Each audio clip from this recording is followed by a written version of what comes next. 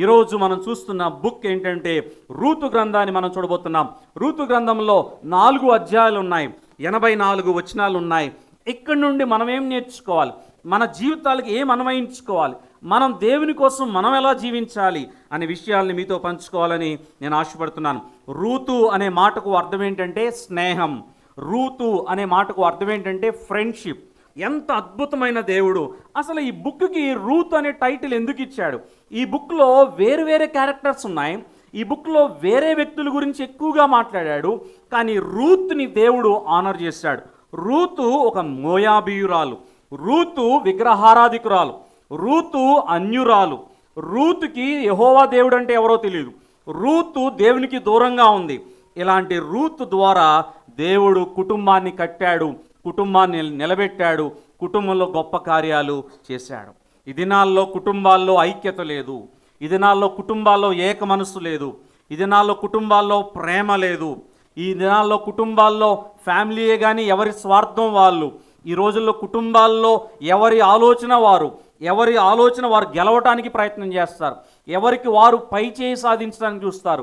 ఈ ఫ్యామిలీలో కూడా చాలా కయాస్ ఏర్పడింది, కన్ఫ్యూజన్ ఏర్పడింది, అంతా గందరగోళం ఏర్పడింది, అంతా సమస్యలు వచ్చేసినాయి, అంతా నిరాశ, ఆవేదన, కారు మబ్బులాగా అంతా సమస్యలు వచ్చిన తరుణంలో దేవుడు ఎలా జోక్యం చేసుకున్నాడో మనం జ్ఞాపకం చేసుకోవాలి. God interferes in right time, in right situation. దేవుడు నీ జీవితంలో సరైన సమయంలో సరైన రీతిలో ఆయన స్పందిస్తాడు అనే విషయాన్ని గుర్తుపెట్టుకోండి. దేవుడు ఎప్పుడు మౌనంగా ఉండటానికి ఇష్టపడడు, దేవుడు రెస్పాండ్ అవుతాడు, కానీ మన నుంచి కూడా ఆయన రెస్పాన్స్ కోరుతున్నాడు అనే విషయాన్ని మనం జ్ఞాపకం చేసుకోవాలి. ఇక్కడ రూతు గ్రంథాన్ని మనం చూడబోతున్నాం. క్రీస్తు పూర్వము 1041లో రాసిన ఈ మాటలు చాలామంది బైబిల్ పండితులు చెప్పిన మాట ఏంటంటే సమూయేలు ప్రవక్త బహుశా ఈ పుస్తకాన్ని రాశాడని చాలామంది చెప్తారు. ఇక్కడ పరిస్థితులు చూస్తే ఇశ్రాయేలీలు దేవుణ్ణి పక్కన పెట్టేశారంట, ఇశ్రాయేలు దేవుణ్ణి మర్చిపోయారంట. 430 సంవత్సరాల బానిసత్వం నుంచి దేవుడు వారిని తీసుకొస్తే మోషే నాయకుడు మరణించాడు, యెహోషువ ద్వారా వారు కనాను చేరుకున్నారు. కనాను వచ్చేసిన తర్వాత హ్యాపీగా ఉండాలి, దేవుణ్ణి ఆరాధించాలి, నమ్మకంగా ఉండాలి. దేవుడు కార్యం చేసిన తర్వాత వారు దేవుణ్ణి మర్చిపోయారు. మాకు రాజు లేడని వారు వెయిట్ చేస్తున్న టైంలో దేవుడు న్యాయాధిపతులను ఇచ్చాడు, న్యాయాధిపతులు వారు పరిపాలిస్తున్నారు, జడ్జెస్ చక్కగా పరిపాలిస్తున్న టైంలో చూడండి రూతు గ్రంథము 1వ అధ్యాయము 1వ వచనం. న్యాయాధిపతులు ఏలిన దినముల యందు దేశములో కరువు కలుగగా యూదా బెత్లెహేము నుండి ఒక మనుష్యుడు తన భార్యను తన 2 కుమారులను వెంటబెట్టుకొని మోయాబు దేశమున కాపురముంటకు వెళ్ళెను. అక్కడ ఇశ్రాయేలు దేవుని మర్చిపోయారు. ఎప్పుడైతే నీ జీవితంలో దేవుణ్ణి పక్కన పెట్టేస్తావో సమస్యలు ప్రారంభమవుతాయి. ఎప్పుడైతే నీ జీవితంలో దేవునికి సెకండ్ ప్రయారిటీ ఇవ్వడానికి ప్రారంభిస్తావో దేవుడు ఏం చేస్తాడంటే నీకు ఒక పాఠం నేర్పించాలని ఇష్టపడతాడు.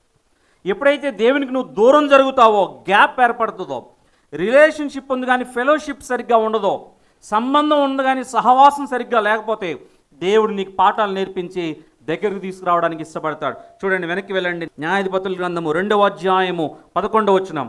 ఇశ్రాయేలీయులు యెహోవా కనుల ఎదుట కీడు చేసి ఐగుప్తు దేశంలో నుండి వారిని రప్పించిన తమ పితరుల దేవుడని యెహోవాను విసర్జించి బయలు దేవతలను పూజించి, అబ్బబ్బబ్బా, అరేరేరే 430 సంవత్సరాల నుంచి దేవుడు విడిపిస్తే యెహోవా దేవుని పక్కన పెట్టేసి బయలు దేవతను వారు ఆరాధిస్తున్నారంట.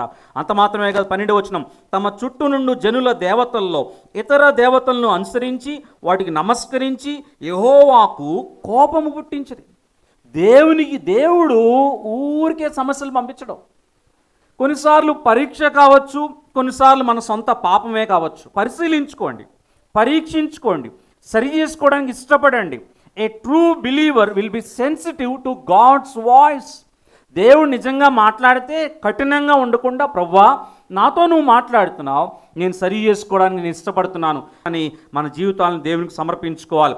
Israel didn't acknowledge God. దేవుణ్ణి అక్నాలెడ్జ్ చేయట్లేదంట, దేవుణ్ణి గుర్తించట్లేదంట.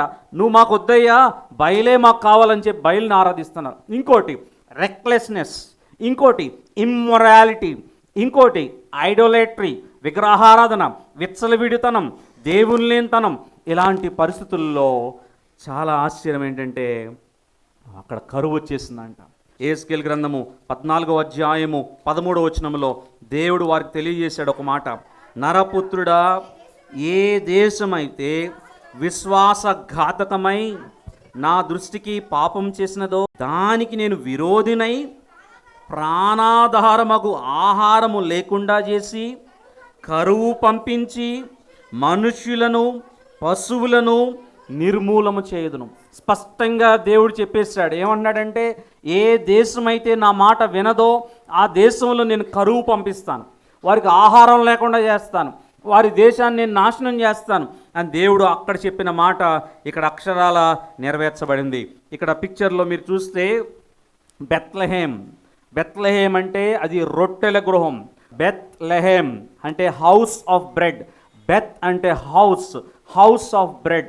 రొట్టెల గృహమైన బెత్లెహేము పరిస్థితి ఎలా అయిపోయిందంటే, రొట్టెలు ఉండాల్సిన ఆ ప్లేస్ అంతా ఏమైపోయిందంటే కరువు వచ్చేసింది. బాగా ప్లెంటీ ఆఫ్ ఫుడ్, బౌంటిఫుల్ అంటాడు, చాలా ఫుడ్ ఉండాలి అక్కడ.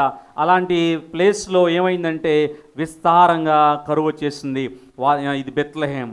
మనం చూస్తాం యేసుక్రీస్తు వారి యొక్క జన్మస్థలం అది. ఇలాంటి హౌస్ ఆఫ్ బ్రెడ్, రొట్టెల గృహం ఇది. ఇలాంటి సమృద్ధి అయిన ప్లేస్లో బెత్లెహేంలో వారు ఉన్నారు. ఈ బెత్లెహేంలో కుటుంబం ఉంది. ఆ భర్త పేరేమో ఎలీమెలెకు, భార్య పేరేమో నయోమి. వారికి 2 పిల్లలు ఉన్నారు. చక్కగా రొట్టెలు తింటున్నారు, బాగానే ఉందనుకున్నారు. ఒక స్టేజ్లో తినటానికి తిండి లేదు, కరువు వచ్చేసింది. వారు అప్పుడు మూవ్ అయ్యారు. బెత్లెహేం నుండి మోయాబ్కి సుమారు 50 మైళ్ళ దూరం, అంటే 75 కిలోమీటర్లు, అంటే 2 రోజుల ప్రయాణం.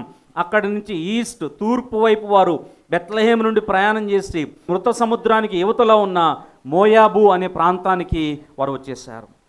వారు దేవుని నుంచి దూరం అయిపోయారు. అక్కడ కరువు వచ్చేసింది. అక్కడ తన సొంత ప్రజల నుంచి దూరంగా వారు వెళ్ళిపోయారు. కొన్నిసార్లు దేవుడు మన జీవితంలో సమస్యలు ఎందుకు పంపిస్తాడు అంటే కరెక్ట్ చేసుకోవడానికి. కొన్నిసార్లు దేవుడు సమస్యలు ఎందుకు పంపిస్తాడు, పరీక్షలు అంటే డిసిప్లైన్ చేయడానికి, క్రమశిక్షణలో పెట్టడానికి. ఎగ్జామ్స్ పిల్లలు ఎందుకు రాస్తారంటే వారు ఇంకా మెరుగు అవటానికి. టీచర్స్ ఎందుకు కొడతారు అంటే, ఒక దెబ్బ ఎందుకు వేస్తారంటే క్రమశిక్షణలో పెట్టడానికి.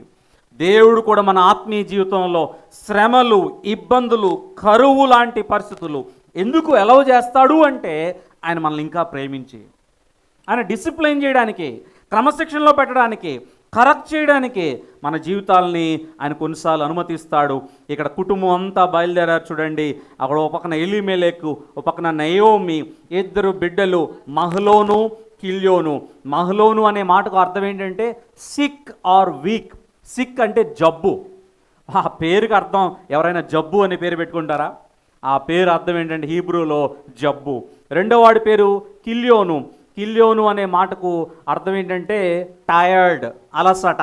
పేర్లు చూడండి ఎలా ఉన్నాయో. జబ్బు ఒకటి పేరు, అరే జబ్బు, ఇంకొకటి పేరు అలసట, అరే అలసట. మనం పిల్లల్ని పిలవాలంటే అక్కడ జబ్బు, అలసట. ఇంకోటి చూడండి, ఎలీమెలెకు అనే పేరుకి అర్థం ఏంటంటే మై గాడ్ ఈజ్ కింగ్, నా దేవుడు రాజు. నయోమి అనే మాటకు అర్థం ఏంటంటే ప్లెజెంట్, స్వీట్, డిలైట్ఫుల్. తెలుగులో నయోమి అంటే మధురము, స్వీట్, డిలైట్. ఇలాంటి మధురముగా ఉండాల్సిన కుటుంబము, హ్యాపీగా ఉండాల్సిన కుటుంబము, దేవుని కోసం జీవించాల్సిన కుటుంబంలో కరువు వచ్చినప్పుడు వారు దూరంగా వెళ్ళిపోయారు. వెళ్ళి ఎక్కడికి వెళ్ళారంటే మోయాబు దేశానికి వెళ్ళారు. మోయాబు దేశం గురించి తెలుసుకోవాలంటే ఒకసారి చూడండి. ఆదికాండము 19వ అధ్యాయము 37వ వచనంలో, వారిలో పెద్దది కుమారుని కని వానికి మోయాబు అను పేరు పెట్టెను. అతడు నేటి వరకు మోయాబీయులకు మూల పురుషుడిగా ఎంచబడను. లోతు తన కుమార్తెతో వారు ఆ యొక్క పని జరిగిన తరువాత పుట్టిన కుమారుడే మోయాబు. అప్పటి నుంచి మోయాబీయులు అయితే మోయాబు దేశాన్ని మనం చూడగలం. బ్యాక్ టు రూతు గ్రంథం. రూతు గ్రంథానికి వచ్చేసేయండి, ఇంకా కన్ఫ్యూజ్ అవ్వద్దు. 1వ అధ్యాయము 1వ వచనం మనం చూసాం, 2వ వచనాన్ని చూసాం. ఎలీమెలెకు అనే వ్యక్తి ఉన్నాడు. అతని భార్య పేరు నయోమి. అతని 2 పిల్లల పేర్లేమో మహ్లోను, అలాగే కిల్యోను. వీళ్ళందరంట బెత్లెహేము వారైన ఎఫ్రాతీయులు. ఎఫ్రాతా అంటే విజయవాడకి పాత పేరు బెజవాడ ఎట్లాగో బెత్లెహేమ్కి పాత పేరేంటంటే ఎఫ్రాతా. ఈ ఎఫ్రాతా ప్రాంతంలో వారున్నారు. చాలా క్లిష్ట పరిస్థితుల్లో వారున్నారు. వారు వెళ్ళిపోయారు, మోయాబు దేశానికి వెళ్ళిపోయారు. అక్కడ ఎవరో తెలియదు. 2 పిల్లలు వయసుకు వచ్చారు, 2 పిల్లలకి పెళ్ళిళ్ళు చేయాలి. అలాంటి టైంలో జరిగిన ఒక సంఘటన మనం చూస్తున్నాం. చూడండి 3వ వచనం, కొంచెం ముందుకెళ్దాం. నయోమి పెనిమిటి అయిన ఎలీమెలకు చనిపోయిన తరువాత ఆమెయు ఆమె 2 కుమారులను నిలిచి ఉండ్రి. వారు మోయాబు స్త్రీలను పెండ్లి చేసుకుండ్రి. వారిలో ఒకదాని పేరు ఓర్ప, రెండవ దాని పేరు రూతు. ఒకవైపు కరువు వచ్చేసింది, ఒకవైపు దేశం కాని దేశంలో వారు ఉన్నారు, ఇంకోవైపు కట్టుకున్న భర్త కూడా మరణించాడు. ఓవైపు కరువు, ఇంకోవైపు దేశం కాని దేశము, ఇంకోవైపు భర్త లేడు, 2 పిల్లలు వయసుకు వచ్చిన పిల్లలు, వారిద్దరికి పెళ్ళిళ్ళు చేసిందంట. వారు ఓర్ప మొదటిది, రెండవది రూతు, 2 ఉన్నారు. చూడండి 5వ వచనం, వారు ఇంచుమించు 10 సంవత్సరములు అక్కడ నివసించిన తర్వాత మహులోను కిల్యోనును 2 చనిపోయిరి. కాగా ఆ స్త్రీ తాను కనిన 2 కుమారులను తన పెనిమిటియు లేనిదని. అబ్బాబ్బా, అంత సమస్య వచ్చింది. ఒకటి తర్వాత ఒకటి, 1 by 1, ఒకటి కాదు, చాలా రకరకాల సమస్యలు. ఓ పక్కన కరువు, ఓ పక్కన దేశం కాని దేశం, ఓ పక్కన భర్త. అయ్యో అనుకుంటే మళ్ళీ తన 2 పిల్లలు కూడా, కుమారులు కూడా వాళ్ళు మరణించారంట. స్టోరీ బుక్ కాదు ఇది, this is a live book, real life book. ఇది జీవం ఇచ్చే పుస్తకం. దేవుడు ఎందుకు ఉంచాడంటే వాళ్ళ నుంచి నేర్చుకోమని. ఇన్ని సమస్యలు వచ్చినప్పుడు మీరు ఎలా రెస్పాండ్ అవుతారు, మీరు దేవునితో ఏం మాట్లాడతారు, మీకు దేవునికి మీకు ఉన్న సంబంధం బట్టి మీరు ఎలా స్పందిస్తారు. నిజంగా బర్స్ట్ అయిపోయింది. చాలా మొత్తం హార్ట్ బ్రోకింగ్, చాలా చాలా కుమిలిపోతుంది. అలాంటి టైంలో అంటుంది చూడండి 8వ వచనంలో, నయోమి తన 2 కోడళ్ళను చూసి, మీరు మీ తల్లుల ఇండ్లకు తిరిగి వెళ్ళుడి. చనిపోయిన వారి ఎడలను నా ఎడలను మీరు దయ చూపినట్లు యెహోవా మీ ఎడల దయ చూపునుగాక. నా భర్త లేడు, మీ 2కి భర్తలు లేడు, మీరు ఎందుకు చక్కగా మీ తల్లిదండ్రుల దగ్గర మీరు వెళ్ళిపోండి, దేవుడు మీకు దయ చూపిస్తాడు అంటే వాళ్ళిద్దరూ రెస్పాండ్ అయిన విధానం మనం జ్ఞాపకం చేసుకోవాలి. చూడండి 10వ వచనం, అంతటా వారు ఎలుగెత్తి ఏడ్చి నీ ప్రజల యొద్దకు నీతో కూడా వచ్చేదమని ఆమెతో చెప్పదు. ఈ రోజుల్లో ఫ్యామిలీ రిలేషన్స్ ఎలా ఉన్నాయో చూడండి. ఫ్యామిలీ రిలేషన్స్ కూడా మనం నేర్చుకోవాలి. ఎంత ప్లాస్టిక్ అయిపోయినాయి రిలేషన్స్, ఎంత నటన అయిపోయింది ఫ్యామిలీ రిలేషన్స్ ఈ రోజుల్లో. ఇక్కడ భర్త చనిపోయినా, మామగారు చనిపోయినా, అత్తగారిని విడిచిపెట్టకుండా వీళ్ళు ఎలా అంటి పెట్టుకున్నారు చూడండి. వెళ్ళిపోవాలంటే వెళ్ళిపోవచ్చు, ఆ ఊరే, విజయవాడే వాళ్ళది. ఫర్ ఎగ్జాంపుల్ మోయాబ్ అంటే విజయవాడ అనుకోండి, విజయవాడే. హైదరాబాద్ వెళ్ళిపోవాలనుకుంటుంది ఎవరు? నయోమి. మీరేమో చక్కగా ఇక్కడ విజయవాడలో ఉండిపోండి, మీ ఊరు ఇదే కదా, మీ నాన్నగారి దగ్గరికి మీ అమ్మగారి దగ్గరికి వెళ్ళిపోండి అంటే వాళ్ళు అంటున్నారు లేదు మేము మీతోనే వస్తాము. ఫ్యామిలీ రిలేషన్స్ దేవుడిచ్చిన కుటుంబాలు ఇవి. భర్త భార్య అనేది దేవుడు వైవాహిక జీవితం, దేవుని యొక్క ప్రామాణికంలో జరిగిన ఫస్ట్ ఇన్స్టిట్యూషన్ ఏంటంటే బైబిల్లో మ్యారేజ్. భార్యాభర్తలు ప్రమాణాలు చేస్తాం కానీ నిజంగా వాటిలో స్ట్రాంగ్గా ఉంటున్నామా? భర్తను గౌరవిస్తున్నామా? భార్యను ప్రేమించే వరంగా ఉన్నామా? పిల్లల్ని దేవుని కోసం పెంచుతున్నామా? ఇక్కడ ఒక వండర్ఫుల్ ఫ్యామిలీ. ఇలాంటి క్రిటికల్ స్టేజ్లో కూడా నాకు ఒక ఫ్యామిలీ గుర్తొచ్చింది, గ్రహం స్టెయిన్స్ గారిని ఒరిస్సాలో 1997 సంవత్సరంలో మిషనరీ వర్క్ వెళ్ళి రాత్రి బయట వ్యాన్లో పడుకున్నారు గ్రహం స్టెయిన్స్ గారు. 2 చిన్నపిల్లలు, ఫిలిప్, తిమోతి. 3 వాళ్ళు క్రైస్తవ వ్యతిరేక వర్గం వారు పెట్రోల్ పెట్టి నిప్పెట్టి కాల్చి బూడిద చేసేసారు. లోపల ఇంట్లో భార్యను కుమార్తె ఉన్నారు. వాళ్ళు ఒక మాట అన్నారు, నా భర్త విడిచి వెళ్ళిన సేవను, నా 2 పిల్లలు నా భర్త లేకపోయినా ఒరిస్సా రాష్ట్రంలో దేవుని కోసం సేవ చేసి నమ్మకంగా నేను ముందుకు వెళ్తాను. Praise the Lord. భర్త పోయినా, పిల్లలు చనిపోయినా నా కుమార్తెను అంటబెట్టుకొని ఇక్కడే పరిచర్యని కొనసాగిస్తాను. Family relations are God given relations. ఫ్యామిలీలో అందరూ మంచిగా ఉండరు, ఒక్కొక్కరు ఓ రకంగా ఉంటారు ప్రతి ఫ్యామిలీలో. No family in the world is perfect. రాసి పెట్టుకోండి. ప్రపంచంలో ఏ కుటుంబం కూడా పర్ఫెక్ట్ కాదు. పర్ఫెక్ట్ అయితే అసలు దేవుని దూతలు అయిపోవాలి. ప్రతి కుటుంబంలో కూడా ఏదో ఒక బలహీనత ఉంటుంది. కానీ మనం చేయాల్సింది ఏంటంటే దేవుడిచ్చిన కుటుంబాలుగా భర్త భార్య, ఒకవేళ పిల్లలైతే తల్లిదండ్రులను, ఒకవేళ తల్లిదండ్రులైతే పిల్లలను లేకపోతే అత్తమామలను, చాలా డేంజరస్ ఇదే. గౌరవించటం, ప్రేమించటం అనేది క్రైస్తవులుగా, దేవుని బిడ్డలుగా దేవుడు మనకిచ్చిన చాలా విలువైన లెసన్ ఇది. ఇక్కడ వాళ్ళు ఏమంటున్నారండి చూడండి, అదే చూస్తున్నాం రూతు గ్రంథంలో 1వ అధ్యాయం 10వ వచనంలో వారు ఏడుస్తూ అంటున్నారు, నీ ప్రజల యొద్దకు నీతో కూడా మేము వస్తామని వారు చెప్తున్నారంట. నయోమి అంటుందంట 11వ వచనంలో, నా కుమార్తెలారా మీరు వెళ్ళిపోండి, నాతో కూడా మీరు రానేలా, మిమ్మల్ని పెండ్లి చేసుకుంటే ఇంకా కుమారులు నా గర్భమున ఉందురా? నేను ముసలిదాన్ని అయిపోయాను, నా భర్త చనిపోయాడు, ఇప్పుడు నాకు పిల్లలు పుట్టడం కష్టం. ఒకవేళ నాకు పిల్లలు పుట్టినా వాళ్ళు పెరిగి పెద్దవాళ్ళంటే చాలా టైం అవుతుంది, మీకు వారికి వయసుకి సరిపడదు, మీరు వెళ్ళిపోండి అని చెప్తుంటే వారు మాత్రం ఏమాత్రం ఇష్టపట్ల. చూడండి 12వ వచనం, నా కుమార్తెలారా తిరిగి వెళ్ళుడి, నేను పురుషునితో ఉండలేని ముసలిదానను. ఇదంతా చెప్పి చెప్పి చెప్పి 13వ వచనంలో చాలా బాధపడుతూ ఒక మాట అంటుంది నయోమి. చూడండి బర్స్ట్ అయిపోయింది ఒక రకంగా. అంటుంది చూడండి, వారు పెద్దవారగు వరకు వారి కొరకు మీరు కనిపెట్టుకుందురా, మీరు వారి కొరకు కనిపెట్టుకుని పురుషులు లేక ఒంటరి కత్తులై ఉందిరా, నాకు మాత్రలారా అది కూడదు, యెహోవా నాకు విరోధి ఆయను.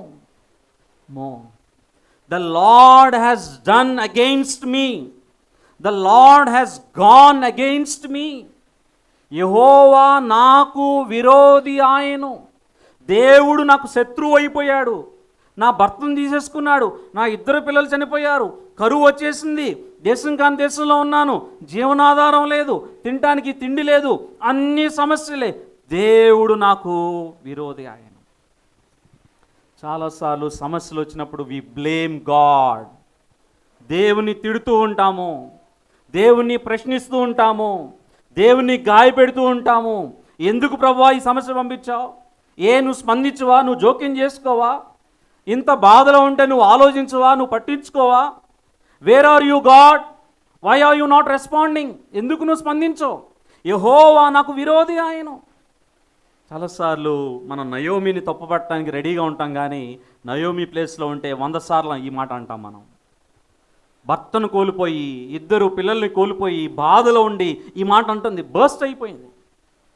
ప్రియ దేవుని బిడ్డలారా గుర్తుపెట్టుకోండి, దేవుడు ఎన్నడూ అన్యాయస్తుడు కాదు. ఎంత పీక్ స్టేజ్ ఆఫ్ సమస్యలకు వెళ్ళినా దేవుడు నాకు అన్యాయం చేశాడని ఎప్పుడు అనొద్దు. దేవుడు కృపగలిగిన వాడే. చూడండి ఒక మాట, యోబు గ్రంథము 34వ అధ్యాయము 10వ వచనంలో, దేవుడు అన్యాయము చేయుట అసంభవము, సర్వశక్తుడు దుష్కార్యము చేయుట అసంభవము. It is impossible for God to do injustice. మనకి అబద్ధాలు ఆడాలంటే వెంటనే ఆడేయగలం మనం, దేవునికి అబద్ధం ఆడటం రాదు. మనం అన్యాయం చేయాలంటే అన్యాయం ఈజీగా చేసేస్తూ ఉంటాం అలవోకగా. దేవుడు అన్యాయం చేయటం అసంభవము. కష్టాల్లో ఉన్నప్పుడు, బాధలో ఉన్నప్పుడు, సమస్యల్లో ఉన్నప్పుడు ఏంటి పరిస్థితి? దేవుడు ఇంత అన్యాయం చేశాడేంటి? దేవుడు రెస్పాండ్ అవ్వట్లేదేంటి? దేవుడు నా ప్రార్థన వింటలేదేంటి? నా ప్రార్థనకు జవాబు ఇవ్వట్లేదేంటి? నాకు విడుదల ఇవ్వట్లేదేంటి? ఒక సమస్య వెంబడి ఇంకో సమస్య వస్తుంది, ఎందుకు దేవుడు పంపిస్తున్నాడు? ఈరోజు మనం చూడబోతున్నది ఏంటంటే సావర్నిటీ ఆఫ్ గాడ్ అంటారు థియాలజీలో. దేవుని యొక్క సార్వభౌమత్వం. సార్వభౌముడు అంటే అన్నిటిపైన ఆధిపత్యం కలిగిన వాడు. నీ లైఫ్ అంతటి మీద ఆయనకి ఆధిపత్యం ఉంది. Praise God. ఏం జరిగినా పర్వాలా, దేవుడు చూసుకుంటాడు. ఆయన ఏం చేస్తే అది జరుగుతుంది అంతే. ఆయన ఉన్నాడు నాకు. రూతు గ్రంథం నుంచి నయోమి ద్వారా మనం నేర్చుకోవాల్సింది ఏంటంటే దేవుని యొక్క సార్వభౌమత్వాన్ని ఆమె మర్చిపోయింది, దేవుని యొక్క ఆధిపత్యాన్ని ఆమె మర్చిపోయింది. అంటుంది, యెహోవా నాకు విరోధి ఆయన, దేవుడే నాకు విరోధి అయిపోయాడు. అది మిమ్మల్ని నొప్పించినంతకంటే నన్ను మరి ఎక్కువగా నొప్పించినదని వారితో చెప్పి, మీకంటే బాధ నాకు ఎక్కువ ఉంది. మీరు ఒక్క భర్తనే కోల్పోయారు, నేను భర్తని, 2 పిల్లల్ని, 3 కోల్పోయాను ఫ్యామిలీలో. నాకు చాలా బాధ ఉంది. నా బాధ వర్ణనాతీతం. నన్ను అర్థం చేసుకోండి. దేవుడు కూడా నాకు విరోధి అయిపోయాడు. నాకంటూ ఎవ్వరూ లేరు, నేను ఒంటరిదాన్ని. మీరు ఒకవేళ అనుకుంటున్నారేమో, భవిష్యత్తులో ఒకవేళ ఎలాంటి పరిస్థితులు రావచ్చేమో, నా అంటూ ఎవరు లేరు నాకు, నేను నా అని చెప్పుకునేవారు నాకు ఎవరు లేరు, నాకు ఎవరు నిలబడరు, నేను ఒంటరిదాన్ని, ఐఎమ్ ఆల్ అలోన్, నా సమస్యలు ఎక్కువైపోయినాయి, నేను చాలా బాధలో ఉన్నాను, దేవుడు కూడా సరిగ్గా పట్టించుకోవట్లా, నేను ఉపవాస ప్రార్థన చేస్తున్నాను, ఎంతో అడుగుతున్నాను, దేవుడు ఆన్సర్ ఇవ్వట్లా. దేవుడు నాకు విరోధి ఆయను. చూడండి, వారు ఏడ్చారంట 14వ వచనంలో. వారు ఎలుగెత్తి ఏడవగా ఓర్ప తన అత్తను ముద్దు పెట్టుకొనెను, రూతు ఆమెను హత్తుకొనెను. బా, 2 రకాలు ఉన్నాయి ఇక్కడ. ఒకటేమో ముద్దు పెట్టుకునేవారు, ఒకటేమో హత్తుకునేవారు.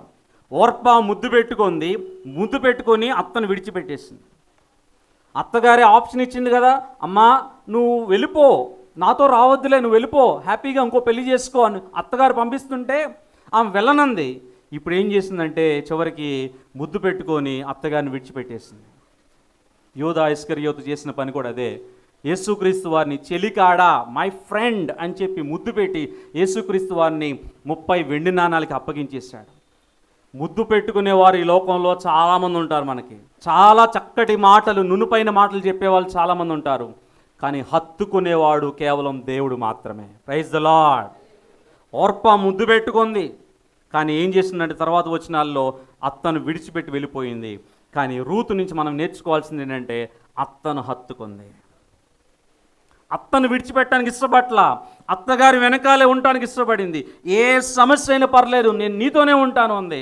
ఆ అద్భుతమైన పవర్ఫుల్ వర్డ్స్ మనం చూస్తాం. చూడండి 16వ వచనంలో, 16, 17 వచనాల్లో, అందుకు రూతు, నా వెంబడి రావద్దని, నన్ను విడిచిపెట్టుమని నన్ను బతిమాలుకోవద్దు, నీవు వెళ్ళు చోటికే నేను వచ్చేదను, నీవు నివసించు చోటనే నివసించదను, నీ జనమే నా జనము, నీ దేవుడే నా దేవుడు, నీవు మృతు పొందు చోటను నేను మృతి పొందేదను, అక్కడనే పాతి పెట్టబడేదను, మరణము తప్ప మరి ఏదైనాను నిన్ను నన్ను ప్రత్యేకించిన ఎడల.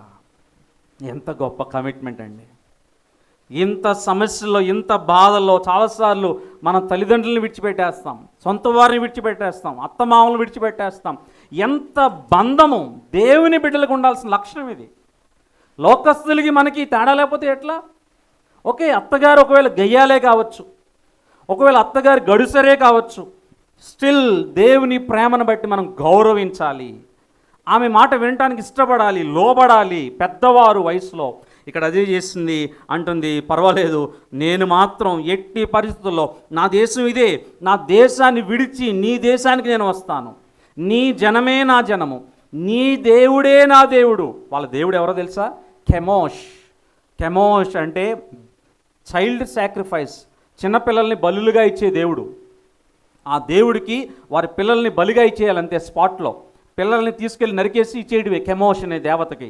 అంత భయంకరమైన క్రూరమైన దేవత ఎవరంటే మోయాబు దేవుళ్ళు. అక్కడి నుంచి అంటుంది, నాకు ఈ దేవుడు కాదు, నీ దేవుడే నా దేవుడు, నీ జనమే నా జనము, మరణము తప్ప దేది కూడా నిన్ను నన్ను వేరుపరచుకోవడం. హత్తుకోవటం అంటే అది. మనం ఇక్కడ తీసుకోవాల్సింది ఏంటంటే దేవుణ్ణి ఆ రీతిగా హత్తుకోవాలి. సమస్యలు వచ్చినప్పుడు అసలు నయోమి బిలీవర్, నయోమి యూదురాలు బిలీవర్ కంటే ఒక అన్యజనరాలైన రూతు ఎంత కమిట్మెంట్ ఉందో చూడండి. అందుకే చెప్తాను, మిమ్మల్ని బట్టే కదా నా నామము అన్యజనుల్లో దూషింపడుతుంది. సోకాల్డ్ క్రిస్టియన్స్ కంటే అన్యజనులు దేవుణ్ణి నమ్ముకుంటే ఇంకా పౌరుషంగా ఉంటారు వాళ్ళు, ఇంకా దేవునిలో భయభక్తులు కలిగి ఉంటారు వాళ్ళు. దేవుడు భగవంతుడు అంటే ఎంతో భయం వారికి. మనకు ఉండాల్సింది ఏంటంటే కేవలం పైన మాటలు చెప్పి దేవుణ్ణి మరిపించాలని ట్రై చేయడం కాదు, అన్ని పరిస్థితుల్లో రూతులాగా దేవుణ్ణి హత్తుకోవాలి. ఓ పక్కన నయోమిని చూస్తున్నాం ఒక క్యారెక్టర్ని, ఇంకో పక్కన రూతుని చూస్తున్నాం సైమల్టైనస్గా. నయోమి అంటుంది దేవుడు నాకు విరోధి అయిను, రూత్ అంటుంది నీ జనమే నా జనము, నీ దేవుడే నా దేవుడు, మరణం తప్ప ఏది కూడా మనల్ని వేరుపరచుకోడు. ఉదయకాల సమయంలో రూత్ కేటగిరీలో ఉన్నామా, నయోమి కేటగిరీలో ఉన్నామా? దేవుణ్ణి హత్తుకునే వారంగా ఉన్నామా? సమస్య వచ్చినప్పుడు దేవునిపై నెపం వేసే వారుగా ఉన్నామా? దేవుణ్ణి బ్లేమ్ చేసే వారంగా ఉన్నామా? దేవుణ్ణి దూషించే వారంగా ఉన్నామా? ఒకసారి మన జీవితాన్ని పరిశీలించుకోవాలి. కొంచెం ముందుకెళ్ళిపోదాం. చూడండి 19వ వచనంలో, వారు బెత్లెహేమునకు వచ్చినప్పుడు ఆ ఊరి వారందరూ వారి యొద్దకు గుంపు కూడి వచ్చి, ఈమె నయోమి కదా అని అనుకుంటుండగా, మోయాబులో 10 సంవత్సరాల పైచిలుకున్నారు. 10 years కరువు అయిపోయింది. ఇక్కడ కరువు అయిపోయింది, ఆ విషయం వారికి తెలిసింది. అప్పుడు అక్కడి నుంచి ప్రయాణమై నెమ్మదిగా మళ్ళీ బెత్లెహేం వచ్చారంట. బెత్లెహేం వచ్చినప్పుడు ఆ మాటలు చూడండి మళ్ళీ ఎలా అంటుందో. 20వ వచనం చూడండి, ఆమె సర్వశక్తుడు నాకు చాలా దుఃఖము కలుగజేసెను, గనుక నన్ను నయోమి అనక మారానుడి. నేను సమృద్ధి గలదాన్నై వెళితిని, యెహోవా నన్ను రిక్తురాలినిగా తిరిగి రాజేశాను. ఒక మాట అంటుంది, సర్వశక్తుడు నాకు దుఃఖము కలుగజేశాను. సర్వశక్తుడు నాకు చాలా దుఃఖము కలుగజేశాను. చాలాసార్లు తొందరపడి ఈ మాటలు మనం అంటాం. ఇంత బాధలో ఉన్నానండి, ఇంత సమస్యలో ఉన్నానండి, చాలా ఆవేదనలో ఉన్నానండి, చాలా ఛాలెంజెస్ నేను ఫేస్ చేస్తున్నానండి. దేవుడు ఎప్పుడు కావాలని ఇంటెన్షనల్గా సమస్యలు పంపించడు. మనం ఏడుస్తూ ఉంటే ఆయన నవ్వుతూ హ్యాపీగా ఉండలేడు. ఆయన మనం బాధపడుతూ సమస్యల్లో, ఆర్థిక సమస్యల్లో, కుటుంబంలో అసమాధానము, అనారోగ్యము, ఆవేదన పరిస్థితుల్లో ఎన్నో ఛాలెంజెస్ ఫేస్ చేస్తుంటే ఆయన హ్యాపీగా ఉండే దేవుడు కాదు ఆయన. చూడండి ఒక మాట, విలాప వాక్యములు 3:33, పేజ్ నెంబర్ 683. హృదయపూర్వకంగా ఆయన నరులకు విచారమునైనను బాధనైనను కలుగజేయడు. చాలు. దేవుడు ఎప్పుడు ఇంటెన్షనల్గా బాధ పంపించడం. హృదయపూర్వకంగా దేవుడు ఆయన నరులకు విచారమునైనను బాధనైనను కలుగజేయడు. బాధ వచ్చినప్పుడు ఎప్పుడు కంగారు పడకండి. దేవుడు పంపించాడు, కావాలని దేవుడు పంపించడు, నీ మేలు కోసమే. బాధ వెనకాల, శ్రమ వెనకాల ఒక పాఠం ఉంటుంది. బాధ శ్రమ వెనకాల తప్పకుండా ఒక మేలు దేవుడు దాచుంచుతాడు. Praise the Lord. దేవుడు గొప్పవాడు. God has a greater plan beyond your thinking. నీ ఆలోచన కంటే, నీ ఆలోచన పరిధి కంటే దేవునికి నీ పట్ల ఉన్న ఆలోచన చాలా గొప్పది. దేవుని ఆలోచనలు మీ ఆలోచనలు అసలు సరితూగవు. మీ పట్ల మీకున్న ఆలోచనల కంటే దేవుని యొక్క ఆలోచనలు గొప్పవి. యెషయా గ్రంథము 55వ అధ్యాయము 6, 7, 8 వచనాల్లో, నా తలంపులు మీ తలంపుల వంటివి కావు, నా ఆలోచనలు మీ ఆలోచనల వంటివి కావు. మన తలంపులు మనం కొంతవరకే ఆలోచిస్తాం. ఇది మంచి గవర్నమెంట్ జాబ్ వస్తే చాలు, ఇంకా అయిపోయింది, హ్యాపీగా ఉంటాం. దాని తర్వాత ఏదో సమస్య వస్తుంది, నువ్వు అక్కడి వరకే ఆలోచిస్తావు. కానీ God thinks about you beyond your thinking, beyond measure. నీకంటే నీ గురించి ఎక్కువ ఆయన ఆలోచిస్తాడు, కన్సర్న్ వహిస్తాడు ఆయన. సర్వశక్తుడు నాకు దుఃఖము కలుగజేస్తున్న గనుక నన్ను నయోమి అనక మారానుడి. నయోమి అనే మాటకు అర్థం ఏంటంటే మధురము, స్వీట్, ప్లెజెంట్, డిలైట్ఫుల్. నన్ను స్వీట్ అనద్దు, నన్ను మారానండి. మారా అంటే చేదు. నీ జీవితంలో చేదైన పరిస్థితులు గుండా నువ్వు వెళ్తున్నావేమో, చేదైన విధానంలో నువ్వు ఒకవేళ వెళ్తున్నావేమో, సిచ్యువేషన్స్ గుండా. నీ జీవితాన్ని, చేదుగా ఉన్న నీ జీవితాన్ని మధురముగా మార్చగల సముద్రుడైన దేవుడు ఉన్నాడని మనం విశ్వసించాలి. Praise the Lord. ఆమె కురింగిపోతుంది, నన్ను ఇంకొద్దు, నన్ను స్వీట్ అనద్దు. లేకపోతే స్వీటీ అంటే మీకు అర్థమవుద్దాం, స్వీటీ అనద్దు, నన్ను హనీ అనద్దు, నన్ను తీయగా ఉన్నాను, ప్లెజెంట్, డిలైట్ఫుల్ అనద్దు. ఎందుకు, ఏముంది నా జీవితంలో స్వీటు? అంతా చేదే కదా. నా భర్త చనిపోయాడు, నా 2 పిల్లలు చనిపోయారు, కరువు వచ్చింది, తినడానికి తిండి లేదు, 10 సంవత్సరాల తర్వాత వచ్చాను, ఇల్లంతా తుప్పట్టింది, బూజు పట్టింది, ఇక్కడ ఎట్లా నేను గడవాలి, నా ఆహారం పరిస్థితి ఏంటి, జీవనాధారం ఏంటి, ఇంకా నన్ను స్వీట్ అంటారేంటి, ఇంకా నన్ను మధురం అంటారేంటి? నన్ను మధురం అనొద్దు, నన్ను చేదనండి. చేదైన బ్రతుకుల్లో తీయదనాన్ని ఇచ్చేది కేవలం యేసుక్రీస్తు వారు మాత్రమే. కృంగిన పరిస్థితుల్లో లేవనెత్తేవాడు ఆయన. సర్వశక్తుడు నాకు చాలా దుఃఖం కలుగజేసాను. ఎందుకు అంటే అంటుంది, నేను సమృద్ధి గలదాన్న వెళితిని, యెహోవా నన్ను రిక్తురాలుగా తిరిగి తీసుకొచ్చాడు. సమృద్ధిగా వెళ్ళిందా? మీకు అర్థమైందా ఏమన్నా? సమృద్ధిగా వెళ్ళిందా? సమృద్ధి అంటే ఎందుకు వెళ్తాం, ఇక్కడే ఉండొచ్చుగా. సమృద్ధి అంటే భర్తతో, పిల్లలతో, కుటుంబంగా కలిసి వెళ్ళాను, నేను రిక్తురాలిగా, ఏమీ లేని దానిగా, ఒక్కదానిగా నేను తిరిగి వచ్చాను అంటుంది. ఒంటరి అయిన వాడు, వారిలో ఒంటరి అయిన వాడు 1000 మంది అగును. ఎప్పుడు నేను ఒక్కదాన్నే అని అనుకోవద్దు. నాతో ఎవరు లేరు, నన్ను పట్టించుకునేవారు ఎవరు లేరు అని అనుకోవద్దు. నేను కూడా వ్యక్తిగతంగా నేను అనుకున్నా, నాన్నగారు దేవుని సన్నిధికి వెళ్ళిన తర్వాత నన్ను ఎవరు పట్టించుకోరేమో, ఇంకా సేవ చేయడం కష్టమేమో. ఇప్పుడు వరకు విజయ్ కుమార్ గారు అబ్బాయి అని చెప్పి మెయిన్ లైన్ చర్చెస్కి నేను వెళ్ళాను. CSI, Lutheran, Baptist, salvation army, RCM సంఘాల్లో వాక్యం అందించాను. ఇప్పుడు నాన్నగారు లేరు, ఇప్పుడు సేవ ఎట్లా అని నేను కురింగిపోయాను 4 నెలలు.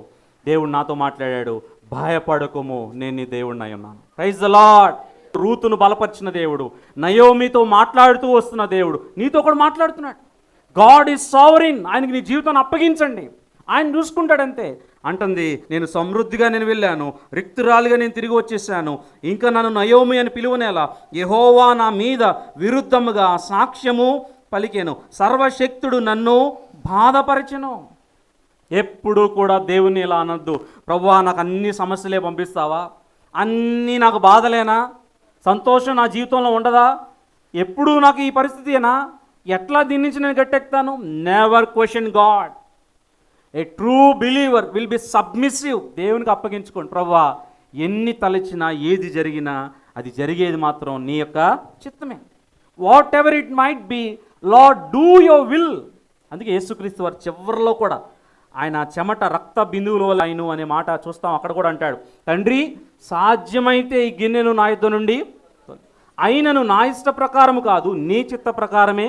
కానీ ప్రతి విషయంలో కూడా మనం దేవుని చిత్తానికి సబ్మిట్ అయిపోవాలంతే, సరెండర్ అయిపోవాలి. ఏం జరిగినా పర్లా నా దేవుడు చూసుకుంటాడు అంతే. దేవునికి ఇష్టమైన రీతిలో జీవిస్తేనే దేవుడు చూసుకుంటాడు. నీ ఇష్టం వచ్చినట్టు నువ్వు తీర్మానాలు నువ్వు తీసేసుకొని నా ఇష్టం వచ్చినట్టు నేను వెళ్ళిపోతానంటే దేవుడు జోక్యం చేసుకోడు, పక్కన పెట్టేస్తాడు. నేను ఇక్కడ బెత్లెహేం వెళ్ళిపోయారు, మంచి యవల కోత టైం అది. 2వ అధ్యాయంలో చూడండి, అక్కడ ఒక వ్యక్తి ఉన్నాడు, బంధువు, నయోమి పెనిమిటికి బంధువు ఒకడు ఉండెను. అతడు చాలా ఆస్తిపరుడు, అతడు ఎలీమెలెకు వంశపు వాడై ఉండెను. అతని పేరు బోయజు. బోయజు అనే మాటకు అర్థం ఏంటంటే స్ట్రెంగ్త్, బలము. ఒక పక్కనేమో చేదు అని పిలువబడుతుంది, చేదుగా ఉంది తన జీవితం, బలమయ్యున్న దేవునిగా దేవుడు బోయజుని పంపించాడు. మన జీవితాల్లో కొన్ని పరిస్థితుల్లో దేవుడు కొంతమందిని పంపిస్తాడు. చాలామంది నాతో అన్నారు, మేము ఆత్మీయంగా బాగా చప్పబడిపోయామండి, ఎప్పుడైతే లోగో సంఘానికి రావడం ప్రారంభించామో దేవుడు మీ ద్వారా ఒక ఆత్మీయ ఆహారం మాకు తృప్తిగా ఇస్తున్నాడు, మేము చాలా జీవం పొందుకుంటున్నాం. Praise be to God. మీ జీవితాల్లో దేవుడు డైరెక్ట్గా రాడు. God uses certain people. ఏలియాకి ఆ టైంలో దేవుడు కాకులను వాడుకున్నాడు, మోషేను వాడుకుని నాయకత్వం వహించి ఇశ్రాయేలు నడిపించాడు. యెహోషువను వాడుకున్నాడు, దావీదును వాడుకున్నాడు. వ్యక్తులను దేవుడు వాడుకుంటాడు, సేవకులను దేవుడు వాడుకుంటాడు, కొంతమంది సాధనాలను దేవుడు వాడుకుంటాడు. ఏమీ లేని పరిస్థితుల్లో నిరాశ నిస్పృహలో దేవుడు వాడుకున్న సాధనం ఎవరంటే బోయజు. బోయజు అంటే స్ట్రెంగ్త్. చూడండి 4వ వచనంలో, బోయజు బెత్లెహేం నుండి వచ్చి యెహోవా మీకు తోడై ఉండును గాకని చెప్పాను. దాని తర్వాత చూసినట్లయితే 5వ వచనం చూడండి, అప్పుడు బోయజు కోయి వారి మీద ఉంచబడిన తన పనివాడిని చూచి ఈ చిన్నది ఎవరిదని అడుగగా. ఇక్కడ ఒక చిన్న లవ్ స్టోరీ జరుగుతుందన్నమాట 2వ అధ్యాయంలో. Whose woman is this or whose girl is this? She is such a beautiful girl. ఇంత అందమైన అమ్మాయి, లేకపోతే చాలా బాగుంది, మోయాబీయురాలు, ఇంత అందంగా ఉంది, ఈమె ఎవరు అని అక్కడున్న పనివారితో అడుగుతున్నారంట. ఆ చిన్నదాని గురించి అంటున్నాడంట, ఇదిగో ఈమెకి సహాయం చేయండి, ఈమెకి ఏం కావాలో మీరు ఇవ్వండి. చూడండి 9వ వచనం, వారు కోయు చేను కనిపెట్టి వారిని వెంబడించుము, నిన్ను ముట్టకూడదని యవనస్తులకు ఆజ్ఞాపించి ఉన్నాను. నీకు దాహమగునప్పుడు కొండల యొద్దకు పోయి పనివారు చేదిన నీళ్లు త్రాగమని చెప్పాను. అందుకు ఆమె సాగిలపడి తల వంచుకొని, ఏమి తెలిసి పరదేశనైన నాయందు లక్ష్యముంచినట్లు నీకు కటాక్షము కలిగినో అని చెప్పగా, బోయజు నీ పెనిమిటి మరణమైన తరువాత నీవు నీ అత్తకు చేసినదంతయు నాకు. విశ్వాస జీవితంలో జీవిస్తున్నప్పుడు దేవుని కార్యాలు ఏం జరగవు. కొన్నిసార్లు దేవుడు అలా చూస్తూ ఉంటాడు. ఏమి చేయకపోయినా ఈ బిడ్డ నా కోసం నమ్మకంగా ఉంటాడా లేదా, కొన్ని సంవత్సరాలు చూస్తాడు దేవుడు. చూసి చూసి చూసి తగిన టైంలో గొప్ప బహుమానాలు వెంబడి ఇంకా ఆపతరం కాదు. Praise the Lord. చూస్తాడు దేవుడు, పరీక్షిస్తూ ఉంటాడు, వెయిట్ చేస్తాడు, ఆయన నలుపుతాడు బాగా. అది నేను మినిస్ట్రీలో చూశాను చాలా. ఈ 13 సంవత్సరాలు, ఇప్పుడు 14వ సంవత్సరం, అఫ్కోర్స్ 2008 నుంచి నేను సేవ చేస్తూనే ఉన్నాను స్టూడెంట్గా. చాలా దేవుడు నిలిపాడు. ఎంత అంటే అసలు బయటికి వెళ్తే కనీసం టిఫిన్ తినడానికి కూడా డబ్బులు ఉండేవి కాదు, ఆకలేస్తూ ఉండేది. చిన్న సమోసా తిని వాటర్ ప్యాకెట్ కొనుక్కోవడానికి కూడా డబ్బులు ఉండేవి కాదు పరిచర్యకి వెళ్ళి వచ్చేటప్పుడు. చాలా అసలు కష్టంగా, ఏంటి ఈ సేవ అమ్మో అనుకునేవాడిని. దేవుడు నన్ను నలిపాడు బాగా, నలిపి పాఠాలు నేర్పించాడు. ఆహారం ఇస్తేనే, నీకు చేతి నిండా కవర్ ఇస్తే 100 రూపాయలు కానుక ఇస్తేనే నువ్వు చేస్తావా, చేయవా, లేకపోతే దేవుడు నలిపాడు. కొన్ని చోట్ల మీటింగ్కి వెళ్ళి వాక్యం చెప్తే గ్రామాల్లో 10 రూపాయలు కానుక ఇచ్చాడు, కొన్ని చోట్ల 50 రూపాయలు కానుక, కొన్ని చోట్ల పెట్రోల్ వరకే వచ్చేది, ఇంటికి వచ్చినాక తినడానికి ఉండేది కాదు. కొత్తగా పెళ్ళయిన తర్వాత ఇంటికి వచ్చేటప్పటికి భార్య వెయిట్ చేస్తూ ఉండేది, నా జోబులో ఏమి ఉండేది కాదు డబ్బులు. ఏమి ఇంటికి స్వీట్ కానీ లేకపోతే ఇంటికి పకోడీ కానీ నేను తీసుకొచ్చే పరిస్థితులు నా దగ్గర ఉండేవి కాదు. దేవుడు నలిపి సేవలు అనేక విషయాలు నేర్పించాడు. ఈ దినాన దేవుడు ఆయన అవసరతలు ఆయన టైంలో ఆయన అనుగ్రహిస్తూనే ఉన్నాడు. Praise the Lord. నేనేమి ఆకలితో అలమటించట్లేదు ఈ దినాన. దేవుడు నన్ను నలిపాడు. ఈ దినాన సమృద్ధి అయిన ఆహారం దేవుడు నాకు ఇస్తున్నాడు. ఎవరైనా ఆకలితో ఉంటే వారిని గుర్తించి వారికి ఆహారం ఇచ్చే రీతిలో దేవుడు నన్ను ఉంచాడు. కారణం ఏంటంటే దేవుడు చూస్తాడు, పరీక్షిస్తాడు. శ్రమల్లో నిలబడతాడా, వెనక్కి వెళ్ళిపోతాడా? శ్రమ దినమున కృంగిన వాడు చేతకాని వాడు అవుతాడు. శ్రమలు మన మేలు కోసమే. సర్వశక్తుడు నాకు చాలా దుఃఖం కలుగు చేశాను, యెహోవా నాకు విరోధి అయ్యాను, సర్వశక్తుడు నాకు చాలా బాధ కలుగు చేశాను, దేవుడు ఏడి అని క్వశ్చన్ చేసిన నయోమి జీవితంలో ఒక మంచి అల్లుడు గారిని పంపించాడు, బోయజు గారిని. బోయజు ద్వారా కుటుంబ పరిస్థితుల్ని దేవుడు మార్చివేశాడు. Praise the lord. నీ కుటుంబంలో, నీ సమస్యల్లో కూడా దేవుడు జోక్యం చేసుకున్నాడు. He interferes. ఎప్పుడు దేవుని ప్రశ్న వేయద్దు, దేవునికి పూర్తిగా సమర్పించుకో. 11-12 వచనాలు. నీవు నీ తల్లిదండ్రులను, బోయజు అంటున్నాడు, నీ జన్మభూమిని విడిచి ఇంతకు ముందు నీవు ఎరుగని జనమున వద్దకు వచ్చితివి. అసలు ఊరేదో కాదు, నీ దేశం కాని దేశంకి వచ్చా నువ్వు అంటున్నాడు. బోయజు అంటున్నాడు, దేవుని బిడ్డ, యెహోవా నీవు చేసిన దానికి ప్రతిఫలమిచ్చును. ఇశ్రాయేళ్ల దేవుడని యెహోవా రెక్కల క్రింద సురక్షితముగా ఉండునట్లు నీవు వచ్చితివి, ఆయన నీకు సంపూర్ణమైన బహుమానము ఇచ్చునని ఆమెకు ఉత్తరం ఇచ్చును. దేవుడు తగిన కాలమందు ప్రతిఫలం ఇచ్చును. వెయిట్ చేయాలి. ఫస్ట్లో అన్ని చైర్స్ అన్నీ ఖాళీగా ఉండేవి. 40 చైర్లే ఫస్ట్లో. చైర్లు అన్నీ ఖాళీగా ఉండేవి. అక్కడ మేము స్కై హోటల్లో ఉన్నప్పుడు 25 మంది గట్టిగా, అంతే. ఇక్కడికి వచ్చినాక 40 చైర్లు కొన్నాం, మొత్తం ఖాళీగా ఉండే చైర్లన్నీ. ఈరోజు ఒక 60 చైర్లు నిండిపోయినాయి కింద కూడా. అంటే టైం పడుతుంది. దేవునికి సమర్పించుకోవాలి, దేవుని పని నమ్మకంగా చేయాలి. ఉపవాస ప్రార్థనకి 3-2 వచ్చేవాళ్ళు, ముందులో మేమిద్దరం ఉండేవాళ్ళం. నమ్మకంగా చేయడమే. బైబిల్ స్టడీ 5 ఉండేవారు, నమ్మకంగా చేయడమే. ఇది చెప్తున్నా అంటే నమ్మకంగా చేసేవారికి దీవెనలు మెండుగా ఉంటాయి. నమ్మకత్వం చూస్తాడు. వీడు జెన్యూనా, ఫేకా? వీడు ఆనెస్టా లేకపోతే డబల్ యాక్షన్ చేస్తాడా? వీడు మనుషుల ముందు నటిస్తాడా లేకపోతే నిజంగానే నమ్మకంగా సేవ చేస్తాడా? దేవుడు చూస్తాడు. మనుషుల కంటే దేవుడు ఎక్కువ పరిశీలిస్తాడు. నమ్మకంగా ఉంది నయోమి, గొనిగిన ప్రశ్నించిన రూతు నమ్మకంగా ఉంది. ఒక కోడలను బట్టి దేవుడు ఫ్యామిలీని ఎంత దీవించాడు చూడండి. ఒక మంచి అల్లుడిని పంపించి దేవుడు ఫ్యామిలీ ఎంత దీవించాడు చూడండి. ఈ అల్లుడు బోయజ్ అంటున్నాడు, దేవుడు నీకు ప్రతిఫలం ఇచ్చును. బోయజ్ అంటే రిచ్ మ్యాన్, బోయజ్ అంటే స్ట్రెంగ్త్, బోయజ్ అంటే సక్సెస్ఫుల్ మ్యాన్. ఇలాంటి వ్యక్తిని దేవుడు పంపించి బాధనంతటిని తీసివేశాడు. అంటున్నాడు ఇక్కడ, ఇశ్రాయేలీల దేవుడైన యెహోవా రెక్కల క్రింద సురక్షితముగా ఉండునట్లు నీవు. సురక్షితంగా ఎక్కడ ఉంటామంటే దేవుని రెక్కల క్రిందే. ఎక్కడ భద్రత లేదు. యెహోవా రెక్కల క్రింద నీవు సురక్షితముగా ఉండుదు. అందుకే 91వ కీర్తన 4వ వచనంలో చూడండి, ఆయన రెక్కల క్రింద నీకు ఆశ్రయం కలుగును. ఆయన రెక్కల క్రింద చాలా నువ్వు సురక్షితంగా ఉంటావు, నీకు చాలా సంతోషంగా ఉంటుంది. చూడండి, నిర్గమాకాండము 19వ అధ్యాయం 4వ వచనంలో ఇశ్రాయేలుతో దేవుడు చెప్పిన మాటే ఇక్కడ రిపీట్ అయింది. మిమ్మును గద్ద రెక్కల మీద మోసి నా యొద్దకు మిమ్మును ఎట్లు చేర్చుకుంటునో మీరు చూచితిరి. చాలండి.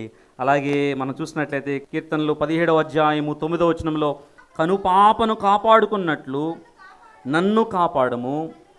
చాలామంది వచ్చారు నా శత్రువులు, కానీ నీ రెక్కల నీడ క్రింద నన్ను దాచుము. 61వ కీర్తన 4వ వచనం చూడండి, యుగ యుగములు నేను నీ గుడారములో నివసించెదను, నీ రెక్కల చాటున దాగుకొందును. వచ్చేసేయండి రూతు గ్రంథానికి 2వ అధ్యాయము 12వ వచనంలో బోయజ్ ద్వారా దేవుడు మాట్లాడుతున్నాడు. ఇశ్రాయేల్ దేవుడైన యెహోవా రెక్కల క్రింద సురక్షితముగా ఉండునట్లు నీవు వచ్చేది. అక్కడి నుంచి దేవుడు తీసుకొచ్చాడంటే ఇక్కడ బోయజ్ ద్వారా దేవుడు ఆయన రెక్కల కింద సురక్షితంగా ఉంచడానికే. Praise the lord.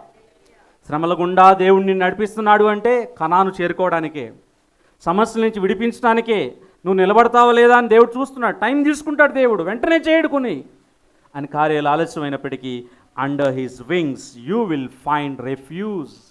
Under his wings, ఆయన రెక్కల క్రింద నీకు ఆశ్రయం ఉంది, క్షేమం ఉంది, నువ్వు సురక్షితంగా ఉంటావు. కనుక నువ్వు చేయాల్సింది ఏంటంటే, ఎప్పుడు ఒకటి గుర్తుపెట్టుకోండి, don't try to control things which are beyond your control. నీ స్థాయికి, నీ పరిధికి మించిన పనుల్లో, విషయాల్లో నువ్వు జోక్యం చేసుకోవద్దు, కంగారు పడద్దు. కరువు వచ్చింది, కరువు నయోమి చేతుల్లో ఉందా? ఆలోచించండి, ఉందా? ఏమైనా చేయగలదా? కరువు ఆగుద్దా కరువు? భర్త మరణించాడు, భర్త మరణాన్ని ఆపగలదా? పిల్లలిద్దరూ మరణించారు, పిల్లల మరణం ఆపగలదా? మన జీవితాల్లో కూడా గుర్తుపెట్టుకోండి, పరిస్థితులు చాలా భీకరంగా రావచ్చు తుఫాన్లాగా. Don't try to control them. సమస్య ఎక్కడ వస్తుందంటే నువ్వు కంట్రోల్ చేయడానికి ట్రై చేస్తున్నావు. ఏంటి పరిస్థితి? నేను ఎట్లయినా ఆపేయాలి, ఆర్థిక సమస్యలు అన్నీ తీరిపోవాలి. ఏంటి పరిస్థితి? అనారోగ్యం మొత్తం బాగైపోవాలి. దేవుడు అనుమతించాడేమో, జస్ట్ అలా ఉండంతే. Wait and see that the Lord is good. దేవుడు రుచి చూచి తెలుసుకోండి, యెహోవా ఉత్తముడు, ఆయన వైపు వెయిట్ చేస్తూ చూడండి అంతే. Don't try to control, don't be over smart. కొంచెం ఓవర్ స్మార్ట్గా ఉంటాం మనం. నాకు అన్నీ తెలుసు, నేను ఏదైనా హ్యాండిల్ చేయగలను, ఏదైనా ట్యాకిల్ చేసేయగలను, చాలా తెలివిగలవాడిని, చాలా గొప్పవాడిని నేను. ఎప్పుడైతే నీలో ఆ గర్వం అహంకారం ఉంటుందో దేవుడు నేను పక్కన పెట్టేస్తాడు. పూర్తిగా దేవునికి అప్పగించుకో. ప్రభువా, నా వల్ల ఏం కాదు, ఇంకా నేను చేతులు ఎత్తేస్తున్నాను, నేనేం చేయలేను, నీ రెక్కల కింద నేను సురక్షితంగా ఉంటాను. Don't try to control the things which are beyond your control. రెండవది, if you avoid God, where can you go? దేవుడే నాకు శత్రువు అయిపోయాడు, దేవుడే నాకు బాధ పంపించాడంటే నువ్వు ఇంకెక్కడికి వెళ్ళగలవు? మనుషుల దగ్గరికి వెళ్తే నీకు బాధ పోతుందా? మళ్ళీ ఎవరి దగ్గరికి రావాలి? దేవుడి దగ్గరికే. ఎప్పుడు దేవుని అనొద్దు, అందుకనే తొందరపడి. ఎప్పుడు దేవునిపై అలగద్దు, చర్చిల మీద అలగద్దు, పాస్టర్ గారి మీద అలగద్దు, ప్రార్థన మీద ఉపవాసాల మీద అలగద్దు. If you avoid God, where else can you go? Who else can you ask? దేవుణ్ణే పక్కన పెట్టేస్తే, దేవుడే నాకు సమస్యలు పంపించాడండి, దేవుడు పట్టించుకోవట్లేదండి, దేవుడు నా ప్రార్థన వినట్లేదు, దేవుని మీద అన్ని మాట్లాడుతున్నావే, ఇంక నువ్వు ఎక్కడికి వెళ్ళగలవు? వేరే ఏమన్నా పరిష్కారం ఉందా? సెకండ్ ఆప్షన్ ఏమైనా ఉందా? రెండు options. Either you blame God or you trust God. దేవుని మాటలను నీ ఇష్టం వచ్చినట్లు, లేకపోతే దేవుని పూర్తిగా నమ్ము, నా దేవుడు నాకున్నాడు, నా దేవుడు చూసుకుంటాడు, అంతే. ఒకటి కావాలా, రెండు కావాలా ఆలోచించుకోండి. దేవుని ఇష్టం వచ్చినట్టు మాటలు అనేసి నేను దేవుని నమ్ముతున్నానంటే రెండు నాలుకల ధోరణ అవుతుంది. ఒకటే చేయండి, మాటలు అంటారా, ఇష్టం వచ్చినట్టు మాటలనండి, లేకపోతే దేవుని పూర్తిగా నమ్మండి. ప్రభువా, whatever it might be, I trust you Lord, you are there Lord, last breath till the end. చివరి వరకు నా జీవితంలో ఏది జరిగినా పర్లేదు, నేను నమ్ముతాను, నువ్వు ఉన్నావు. అది ఏదైనా, మీకు అది పెద్ద సమస్య, దేవునికి చాలా చిన్న చిన్న చీమ లాంటి సమస్య, అది చాలా చిన్నది. అది దేవునికి అసలు దేవుని పట్టించుకోవాల్సిన అవసరం లేదు, అంత చిన్న సమస్య అది నీ జీవితంలో. దేవుడు నీ సమస్యకి అంతే చాలా గొప్ప దేవుడు ఆయన. నయోమి చాలా కృంగిపోయి, యెహోవా నాకు విరోధి అయ్యను, యెహోవా నాకు బాధ కలిగజేసాను, యెహోవా నాకు దుఃఖము కలిగజేసాను అని చాలా బర్స్ట్ అయిపోయింది. కానీ రూతు అన్ని విషయాల్లో అత్తను వెంటబెట్టుకొని ఒక అన్యురాలు అంటుంది, నీ దేవుడే నా దేవుడు, నీ జనమే నా జనము అంటుంది. చివరికి బోయేజ్ ద్వారా దేవుడు మాట్లాడాడు, ఇశ్రాయేలు దేవుడని యెహోవా రెక్కల కింద నీవు సురక్షితంగా ఉంటావు. దేవుని మాటలంటే మనం ఇంకెక్కడికి వెళ్ళలేము. ఏది జరిగినా పర్లేదు, ఆయనే అలౌ చేశాడు, నేను ఆయన నమ్ముతాను, ఆయన కోసమే నేను జీవిస్తాను. 4 విషయాలు మనం చూసాం. మొదటిది, దేవుడు సార్వభౌముడు. రెండవది, దేవుడు సహాయం చేయవాడు. మూడవది, దేవుడు అన్యాయస్తుడు కాదు. నాలుగవది, దేవుని రెక్కల కింద క్షేమం.